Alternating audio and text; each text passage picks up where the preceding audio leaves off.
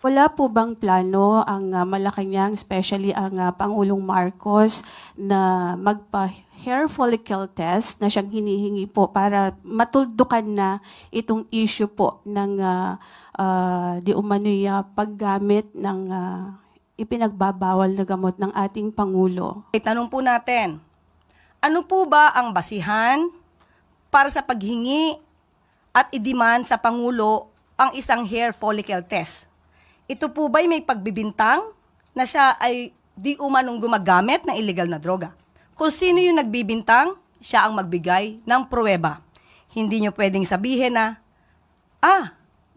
ito, gumagamit ka, patunayan mong hindi. Hindi po yon ang tamang logic.